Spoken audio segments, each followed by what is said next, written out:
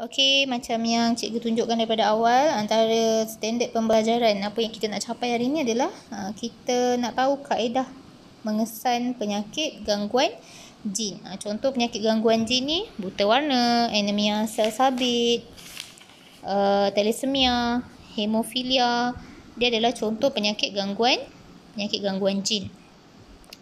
Okey, jom kita tengok kat sini. Kita tengok ni, dia tanya cikgu dia, macam mana kita nak kesan penyakit gangguan jin, cikgu? Jadi cikgu dia jawab, boleh dikesan melalui dua kaedah, iaitu kaedah amniocentesis dan juga kaedah karyotip. Jadi cikgu nak ajar macam mana, boleh tengok okey dekat skrin. Okey, yang pertama kita tengok kaedah amniocentesis. Okey, dia tulis kat sini kaedah amniocentesis digunakan untuk kesan keabnormalan sel fetus pada minggu ke-15 hingga ke-20 kehamilan. Jadi sebenarnya penyakit gangguan jin ni sejak baby tu dalam perut kita dah boleh detect. Okey, apa cara dia? Kita tengok gambar ni.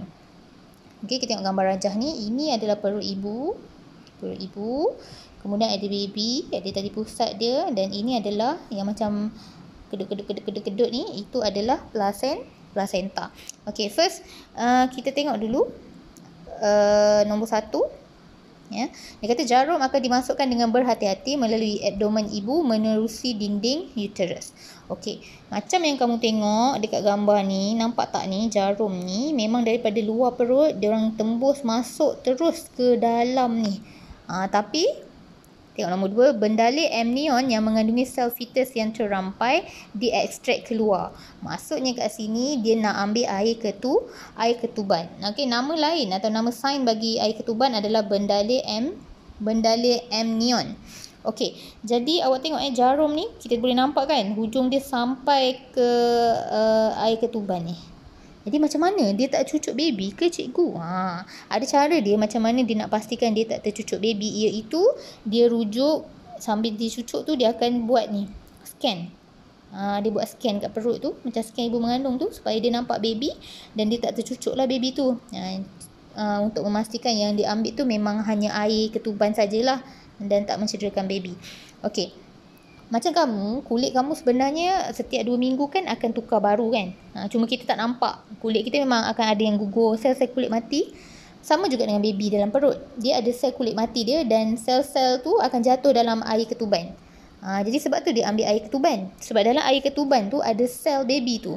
Okey, jadi bila ada sel baby tu, maksudnya ada nukleus. Setiap sel ada nukleus. Jadi kromosom kita ambil daripada nukleus. Okey, tengok nombor 3, bendalih amnion iaitu air ketuban ni kemudiannya diemparkan untuk mengasingkan bendalih amnion dan sel fetus. Dia nak asingkan ya. Dia asingkan sel fetus yang terasing akan digunakan untuk mendapatkan karyotip. Okey, karyotip tu macam yang cikgu cakap, susunan kromosom kamu tu. Okey. Dia akan susun kan. Dia susun daripada nombor 1 sampai nombor 23 tu ikut saiz kan. Dan dia akan tengok lah apa yang tak normal ni, nanti dia bolehlah kesan. Itu antara kaedah amniotik. Iaitu kita ambil air ketuban. Okey, next. Kaedah yang kedua adalah kaedah karyotip.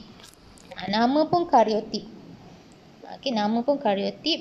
Jadi ini kita kalau tadi kita ambil air ketuban kan. Tapi kalau kaedah karyotip ni, sama ada kita ambil darah, air ketuban ataupun kita ambil tisu baby tu. Okey, nampak yang dia kata sampel tisu fetus ataupun tisu badan. Bukannya dia selalunya dia akan ambil ni placenta tu. Okey, placenta ni punya tisu sikit. Okey, tengok ni. Bahan kimia ditambah untuk merangsang mitosis. Dia akan inkubasi selama 2 atau 3 hari sampel tisu tu tadi. Dan dia tambah lagi bahan kimia lain supaya mitosis tadi tu berhenti dekat peringkat metafasa. Kenapa metafasa? Bila metafasa kan kromosom tersusun kan. Jadi senang tengok kan. Okey, sel tadi dipindah ke dalam tiub dan diemparkan untuk memekatkan sel. Okey, empar ni sebenarnya dia macam dia pusing kan tau. Okey, benda tu, tisu semua tu tadi dimasukkan dalam ni, test tube ni. Okey, dalam tabung uji. Kemudian dia pusing laju-laju supaya nampak tak ada macam lapisan. Bila pusing laju-laju dia akan terbentuk lapisan ni. Kemudian lapisan tu dia akan ambil lah. Antara yang pekat tu itulah sel. Jadi sel tu dipindah ke dalam tube yang baharu yang berisi bahan penetap. Larutan daripada tube tu disedut dan dititiskan ke atas slide mikroskop dan ditambahkan pewarna supaya kromosom lebih jelas, dia kata. Okey. Sorry ya, macam biasalah handphone cikgu ni.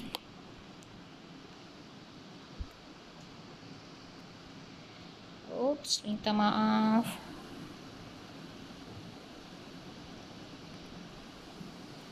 Sorry. Mohon bersabar. Handphone cikgu tak canggih sangat. Mudah-mudahan dengan kesabaran mendapat lebih banyak ilmu. Okey, macam tadi cikgu ulang, dia pusing macam ni lah. Dia ambil sampel sel fetus tisu badan, dia letak bahan kimia, kemudian dia pusing dengan sangat laju supaya ada lapisan. Okey, sebab tadi kan ada campuran bahan kimia dengan sel fetus tisu tu kan. Jadi nak betul-betul nak ambil yang betul-betul fetus punya saja. Jadi dia ambil lah, dah terasing ni, dia ambil yang betul-betul fetus punya. Kemudian dia letak dekat atas slide mikroskop. Dan dia tengoklah bawah mikroskop ni apa yang tak kena. Dia susun lah macam yang karyotik yang cikgu tunjuk dalam slide tu. Macam dia susun kita punya kromosom satu-satu kan, berpasang-pasangan kan. Kromosom pertama, kedua sampai ke 23 tu, dan dia akan perhatikan ada apa-apa kecacatan atau kelainan tak pada orang kata bentuk kromosom tu.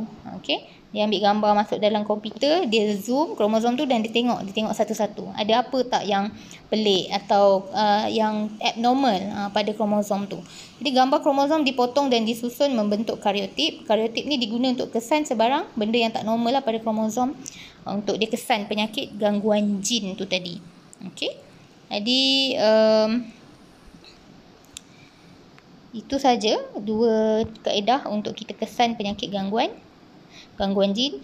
Sebenarnya untuk kamu tengok video yang lebih lengkap, boleh scan QR code ni. Cikgu akan letak dalam grup. Okey, itu saja. Thank you.